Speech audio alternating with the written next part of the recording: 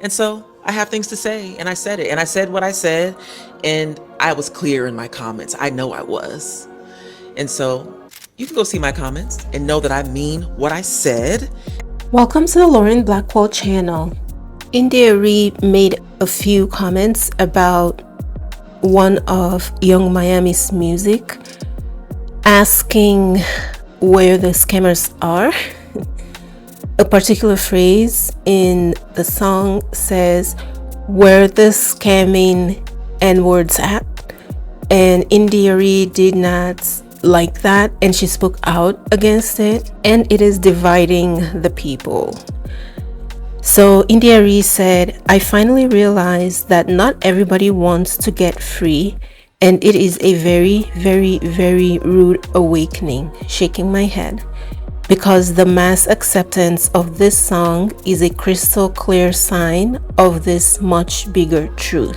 She also said, "I spent my entire adult life caring way too much because I finally learned that not everybody cares with a capital C, and explaining it to them is not going to make them care. Everything you listen to, see, or eat is going to influence you. So make wise choices, y'all."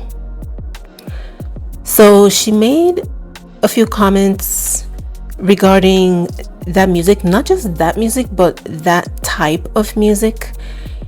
And the thing is, what she's criticizing is not the fact that Young Miami made the music per se, as much as it is how widely accepted the song is. So it's one thing if someone releases music because that's the type of music that they make, but for it to be widely accepted like this, it means that there's a lot of people that are absorbing this message, liking it, spreading it, and that will be influenced by it, which is what she was trying to say. Arie has been spreading message of positivity for a long time and asking Black women to love themselves, love their skin, love their hair, love their bodies, when fakeness was being promoted heavily. Obviously, the message wasn't received at the time. I mean, there was a few people that appreciated the message, but was it truly received on a mass scale the way these types of music that's released by Young Miami is being received? No, it wasn't received as widely. And so look at where we are now. I cannot count the number of videos of women that I have seen regretting their surgeries, and I'm talking about cosmetic surgeries, and some of them are having to go back to the doctor to do multiple corrective surgeries because of the first surgery that wasn't even necessary in the first place, that got messed up somehow, all because they did not accept themselves for the way that they look. A lot of people were criticizing Arie and telling her it's not that serious, it's just a music that they will listen to on the car ride, on their way to somewhere. Once they switch it off, that's it. But that is one of the most ridiculous things that I've ever heard, to say that music does not influence the way people think and behave. And a lot of people are so quick to accept a toxic message as long as it comes with a catchy beat. And that is the part that catches people a lot of the time. Like, it is so easy to trick a large group of people into thinking and behaving in a certain way, just as long as you pair that toxic message with a nice beat that they will want to listen to or dance to. Music and movies especially can greatly change a society's impression. We have seen how movies have changed the world's impression of Koreans. That is a very good example of this. We, as a society, matter of fact, the whole world, tend to believe or have this certain very positive impression of Koreans. And what is it based off of? Majority of these people around the world have not been to Korea. They do not know a single Korean person, and they have never communicated one-on-one for a long period of time with a lot of Korean people. But they have a certain impression of Koreans, and odds are it is positive. It is not as negative as the impression that the world has about the Black community, even though the majority of the world have not interacted with a lot of Black people. Where did they get their impression from? It's from music and movies. I mean, if you think about Korean movies, the way they're portrayed, gorgeous, skinny, rich, wealthy, and just behaving in a certain way, it is the movies that have given you that impression, if that is your impression of them, which odds are it probably is.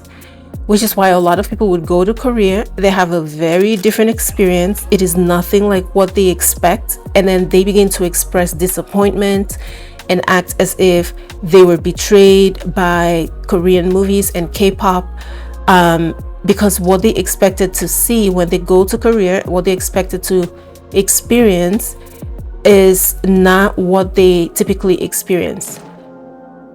Because the movies have portrayed them in such a wonderful, amazing light, that people's expectations are so high that when they go to Korea, they have those high expectations of Koreans.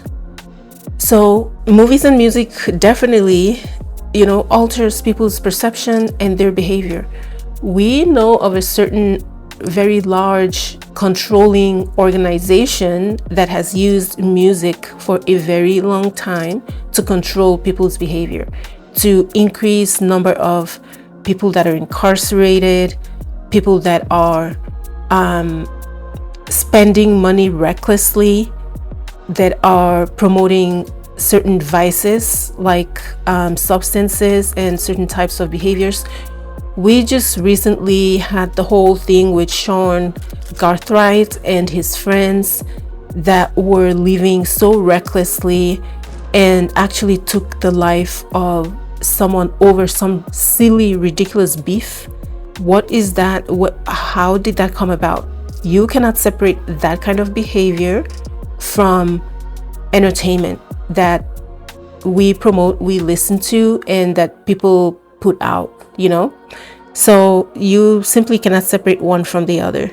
And why are people suddenly acting as if we don't already know that messages that we accept and absorb can deeply affect our minds and how we present ourselves, or what we even accept as normal? So suddenly the things that we say have no influence on our behavior. It's like we know this, but just because people either like the celebrity or they like the song, they will defend something that they know is indefensible.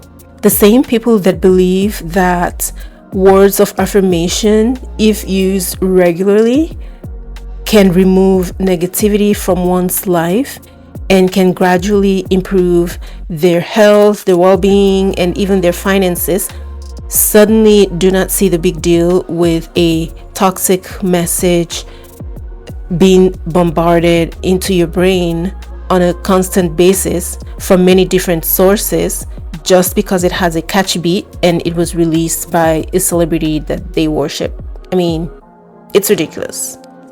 We all know that all of these music have significant influence on not just us, those of us that listen and absorb that kind of trash, but other people as well, people that do not know us. Everyone can be influenced by music and movies. That's just the way the human brain works. It's all information, it's all data.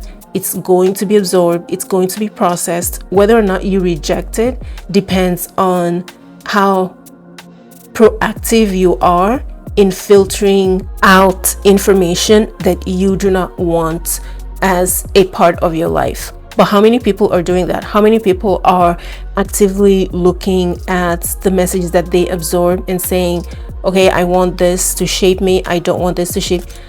Not a lot of people. Matter of fact, look, people are not the smartest, they are not the most proactive in shaping their own lives. Majority of people are influenced by whatever the strongest force is out there. If music, if it's a particular movie, if it's a particular thought, it doesn't matter what it is. Whatever is the strongest influence, that is what shapes them, and that's how a lot of people live their lives. So when it comes to music like this, the kind of music that Arie is talking about, if it is widely accepted by a lot of people and people are acting as if the messaging in the music is normal, it is going to influence majority of people's thought and behavior. That's why we are where we are, where a lot of people are regretting a lot of the decisions that they have made in life. It's because they didn't really think things through before they make certain major decisions, like how to present themselves, how to conduct themselves around the world, whether or not to commit a crime, whether or not to do surgery, whether or not to pursue higher education. I mean, it affects every single aspect of our lives. And, I want to say that why is it that people criticize the older generation for not teaching the younger generation what they know or what they themselves have experienced in order to correct the behavior of the younger generation and set them up for a better future? But when the older generation try to do exactly that, they are disrespected and told to stay out of it and that they're taking it too seriously, it's not that serious, etc. Why do people do this? Because I've seen a lot of videos of people talking about boomers and Gen X and talking about how come this generation of parents did not teach their children this and that, and they are the reason why the world is where it is now. But when the older generation, such as Arie, even though she's not that old, but when she tries to correct people's behavior, they begin to resist and talk about her own flaws and say, yeah, but you support this person politically, so why are you speaking? A positive message is a positive message. That's what a lot of people need to realize. Regardless of where the message comes from, people need to learn how to sometimes separate a positive message from the source of the message. If a message that is being shared is going to help you personally, at least this is what I do. If I hear someone saying something that I know will better my life, I will accept the message even if I do not accept the person, or even if I do not accept the person's opinion on something else. Nobody on planet Earth has 100% positive message from exactly where we want, how we want it delivered, always, all the time, in every aspect of their life. Not a single person. Yeah, sometimes you just have to learn to accept a person's message even if you do not accept a particular aspect of that person's life. I personally have respect for both women, but I do not take these kinds of music seriously. I do not listen to this type of music. If I'm somewhere and it's being played and I don't have a choice, I will just sit through it, but I do not allow it to control my behavior or my thought. I can listen to something, recognize that it's not for me, and actively choose not to live that kind of a lifestyle or absorb the message that is in that music. Not a lot of people do that. First of all, not a lot of people can do that. Let's not act as if everyone have the same mental capacity or capabilities. Some people just cannot do it.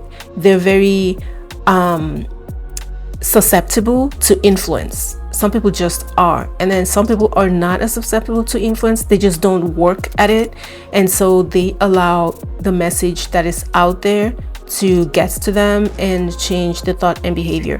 What Arie is saying is absolutely true. We all know it's true, but you know how the internet is. When somebody comes out and say something about something that people enjoy, they are going to criticize and criticize, even though they know that the message is true and accurate. What is wrong with Arie saying that a message that spreads toxicity like this should not be so widely accepted? What's wrong with that? I mean, people who make this kind of music can continue to make the music, and the few people that want to listen to it, it's fine. They can listen to whatever they want to listen to, but it's the wide acceptance of that kind of message that is the problem. Young Miami has not responded, as far as I know, to Arie's message. I can't imagine that Young Miami is going to appreciate what Arie said just because it is her music. This is the kind of music she makes. This is just who some people are, unfortunately. And by the way, we're not going to act as if people like Young Miami were not influenced by this kind of music either to shape them into who they are, and they have fully accepted that this is the kind of person that they are. Nobody is born acting this way, the way that some artists act so wantonly and recklessly. And yeah, so she was shaped by this kind of music as well, and this is the kind of music that she makes. She's not going to appreciate what Arie said, but I'm sure she would like that it is causing this kind of controversy, because there's a lot of people, whether or not she subscribes to this particular idea, I don't know, although I suspect that she probably does, but there's a lot of people that are happy to have people talking about their work, even if it's negative. And so she's gonna go with all press is good press, and because of the kind of buzz that this music is making, guess what? She's going to keep making more of this kind of music, and so the cycle will continue. I don't see this pattern being broken anytime soon, not in our lifetime. People care too much about vices and having fun than they do about doing what's right and cleaning up their life and their environments, their own thoughts and things that they absorb. They don't care that much about it. They see that as something older people are supposed to do for themselves, and they don't see it as part of their responsibility, as part of their own personal self-growth while they're young. They just don't see it that way. Like, young is for having fun, and then when you're older, you're supposed to start caring about things. That's how they see it. So I don't see this changing anytime soon. People are going to continue to make this kind of music. Other people are going to continue to listen to it and defend it, and people will continue to live their lives the worst possible way, and then turn around and wonder why their life does not look the way that they want it to look. And it's like, they'll be shocked. They'll be like, why is society so horrible? I don't understand. Meanwhile, they're the ones promoting this kind of toxicity. A catchy beat will get people every single time. There's a lot of agencies that use it. It's just so simple. And it's unfortunate that the Black community is so susceptible to this. Like, music is a Black thing, It is a very simple way to capture the minds of a lot of young people. And once you've captured it from a young age, it is very easy to continue to manipulate them well into their older years, because there's a lot of older people that are supporting this kind of message as well. So yeah, I don't see this changing anytime soon. I do not imagine Young Miami coming out to agree with what Arie said. She's not gonna agree. It's her music. So yeah, I think that the more admirable thing for Young Miami to do, though, is to say that her music is not for everyone, and that she understands India Arie's perspective, but people need to understand that her message is not for everyone. And yeah, people should be careful about what they let influence them. Something like that. Like, what is wrong with saying that? That will not stop people from listening to her music. But when your song is going viral, the last thing you want to do is say anything that you think will jeopardize that process. And we all know how difficult it is now for people in the music scene to even get people to listen to them. So now that people are listening to this and talking about it and making videos about it, oh, she will never stop making this kind of music. So it's up to the rest of us to just be smart enough to remove the things that we don't want in our lives. I personally do not listen to this kind of music. If it's like a soundtrack to something and I'm on social media and I'm watching a video, sure, I will watch the video. I will not like scroll away when I come across this, but it's not something that I reach for. It's not something that I sit there and listen to on repeat. Only when it's associated with something I want to see and I don't have a choice, I will sit there and listen to it. It does not have an impact in my life. There is absolutely nothing that this music says that I take to heart, and like, I do not live my life based on what someone else says in their movies or in their music. There's way too much other information out there that you can use to shape your own life, that if you're falling for this, you have to be either very young or just not even using your brain at all at this point. So yeah, there's nothing surprising about what India Arie said. A lot of people are bringing her political affiliations and trying to use it to shut her up and keep her quiet and say, well, but you support this and this, so why are you saying this? One has nothing to do with the other. Like, this is specifically about a type of message and its influence on people. Regardless of her political standing, what she said is true. And it's okay to accept that what she said is true and still not accept how she leans politically. And India Arie has been spreading this kind of message of positivity for a long time, and I hope she doesn't stop. Her saying she has come to the realization that not everybody wants to be saved or whatever she said, yeah, that is absolutely true. Some people want to stay in the depths of hell. Unfortunately, you just have to leave them there. You cannot care more about a person's life than they care about their own lives. And I do believe that some people truly are beyond redemption. They truly are. We like to think that everybody can be saved and wants to be saved.